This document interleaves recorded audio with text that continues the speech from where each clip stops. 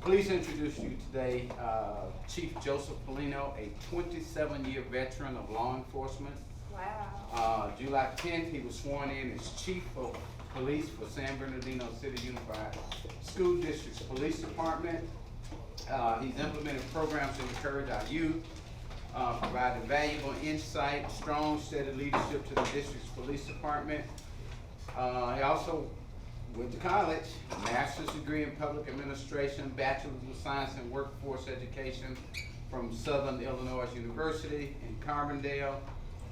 2007 graduate of the FBI National Academy and other police management programs. In addition, he's been awarded the post, the basic, the intermediate, the advanced management, as well as executive certificates. He did not have this in the bio, but he spent 8 years in the military. He did not have these other items in the bio, but I will share. He's also an entrepreneur, so retired from the military, currently working as a chief of police for the school district. He also has at minimum 3 other businesses. So please help me welcome the current sitting chief of police for San Bernardino City.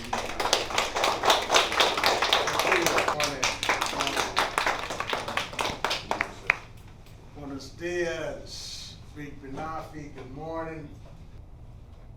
So good people, it's a blessing to be here with you. You know, I was mentioning the other comrades that it wasn't too long ago that I sat in a classroom like this, just like you, in a place of wonder about my future. Of course, I'm a product of schools like Fremont High School, at 76 South San Pedro, city of LA. Bethune Junior High School, which sits on Broadway, about 69th and Broadway. 75th Street School, which sits in between Main and Broadway on 75th Street. And it's important that I mention that because I wouldn't be here without those locations, right? You know what's interesting about this classroom? This building does nothing for you. This desk, over the spirit of information that's provided here is what we need. The information that's delivered here, powerful information that's delivered here, and then all this math stuff is what we need to be able to take us forward. So I'm here to root you on, right? I'm here to root you on, to make sure that maybe it's something that I say that have you arrive at your future. And of course, that direction from C.S. Lewis, right, where C.S. Lewis says, part of our responsibility as adults, including your instructor, is to take you from the present to the future. Have you do stuff now where your future is like powerful. I love my daughter, my favorite daughter in the whole wide world. Yeah, you may say that's my only daughter, right? Just from the language that I utilize. So yesterday she was coming down the stairway and I said, hey sweetie, let me buy you lunch. Let me buy you lunch. Of course, she works, right? She works there for some local politicians. Yeah. Of course, I give her a $50 bill for lunch, right? I'm able to do that from the skills I acquired at those locations that I just mentioned. So why am I saying that? It's important, people, that you come to a place like this to garner the skills, the knowledge, the abilities that's given here, right? The experience, what a powerful experience. I love this table, man. When I was in school, I sat alone in the back. So it's powerful to see this, and this brotherhood, right? And of course, now I'm part of fraternities, serious organizations across the world. However, it took me a while to get there. So it's good to be able to see this kind of energy in a room like this. Good people, my 9 minutes with you will probably be the most powerful 9 minutes that you've had in your life. You know why? Because I'm here to teach you how to lead yourself. However, what's interesting about leadership, it's nothing I'll tell you. that will have you learn about leadership is something that you have to encounter for yourself. I'll say it again. Leadership is this thing that you encounter for yourself. So far as you, I'll take some notes, because it may be something that just hits you in the stomach.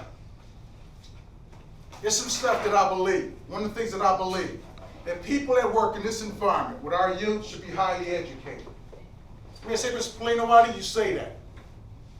It's important that we don't create uninformed people. Uninformed people create uninformed people. So if you're a person that came into this classroom this morning and you're not paying attention to the instructor with the stuff that he's informing you about, you're putting yourself in a deficit. I'll say it again. It's important that you're clear, that you come to this place to be informed. And informed people make a lot of this. Informed people make a lot of money. I'm going to talk about leadership for a little bit. Of course, I'm going to call on some people to help me with this leadership conversation.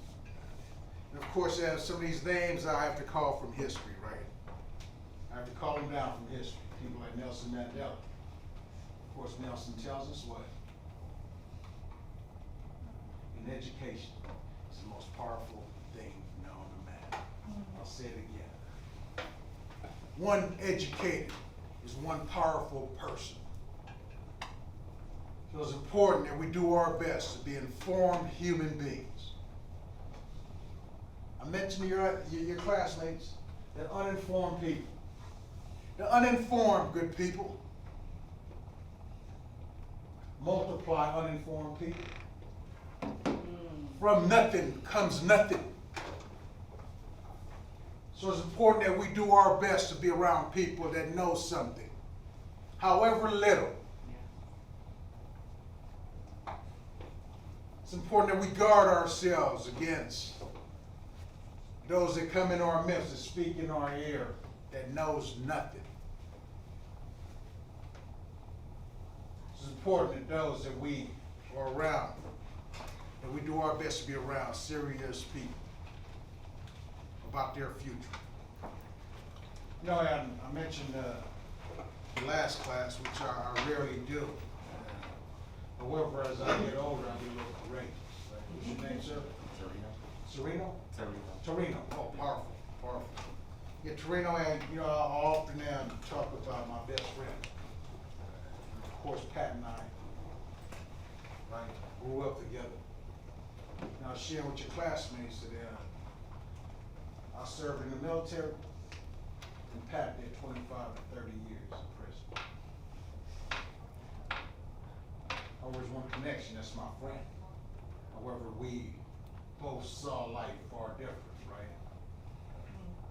And there's something about life that just like throws these bricks at you. However, it's the resilience that allows us to stand up when that brick comes. You know that saying, right? When they throw bricks, we build what? Buildings. When a brick is thrown at us, we're supposed to build buildings with them. Of course, then you don't want to throw no lemons at me because you mess around and get some lemonade. Not a man like me. I'm like an assassin. With stuff that gets crazy, right? So it's important that, you know, in terms of what they say, you learn to sail in the rough seas, man. What a powerful teacher life is. What a powerful teacher this thing we call life is. So it's important in terms of our attitude that we see it that way, right? And by the way, you know, in terms of leadership, they say they have some toughest people to lead. You know, Miles Monroe says it's tough to lead oneself. You don't have to worry about leading me. I can lead myself. However, can you lead yourself? Can you be kind to the next person in terms of your leadership? However, leadership is tough. Can we lead ourselves? Can one lead themselves? And oftentimes that question, would you want to lead you? In terms of that deeper question, right? Yeah, I know earlier in my life, I don't know if I wanted to even have anything to do with myself. However, they say that then when you start confronting yourself, then it's like this, learn that comes accountability. Yeah. However, for all the adults in the room, as well as you, we have a responsibility to your future. We're responsible for you arriving at a bright future. And of course, that's the language, not of Joe Polino, however, C.S. Lewis. C.S. Lewis says that a part of our responsibility as adults is to make sure that you go from the present to the future, well armed with the information that you need to be good citizens. Good human beings, right? Of course, we have pillars of history that helps guide the way we do business. And one of my favorite is Desmond Tutu. Bishop Tutu says that guess what? Your humanity is bounded in mind. So we can only be humane together. So what is he saying? He's calling for all of us to be able to what?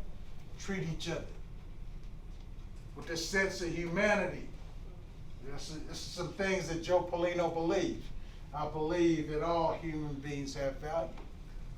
I believe that. However, all of us have a different sense of belief. So it's important that you get your principles and your values and your belief anchored. This is the line that's drawn from me. By the way, all of us in the room, things we do, we want to be seen. I love you here. Yeah, that's like powerful stuff. I remember when my hair used to look like that when I was at Fremont. But it's important that we know that we want our name called, we want to be seen. This is important. However, they say it's reciprocal, right? You guys know what I mean by that. It's like this give and take, where I see you, you see me. And because you acknowledge me, I acknowledge you. So it's important that we live our life in this way, that we care for other human beings. And we truly care about them. It's often this exercise that I do. It's like real interesting, and it goes like this. What's your name, sir? What? Juan? Mine. Yeah, what's your name? Ricardo. Ricardo, what's his name? What's this gentleman's name right here? Is that an Adidas Yeah. jacket? In the Adidas jacket. Tell him your name, sir. Isaiah. Say again. Isaiah. Isaiah. That's like a powerful name, friend. You know how powerful you are? Yeah, that's serious business right there. Yeah, your name is serious business. You hear his name? Yeah. Yeah, on your feet real quick.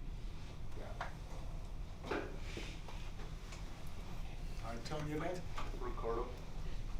Isaiah. All right. Nice to meet you, Ricardo. Nice to meet you, Isaiah. Follow me. Have a seat, good people. Have a seat.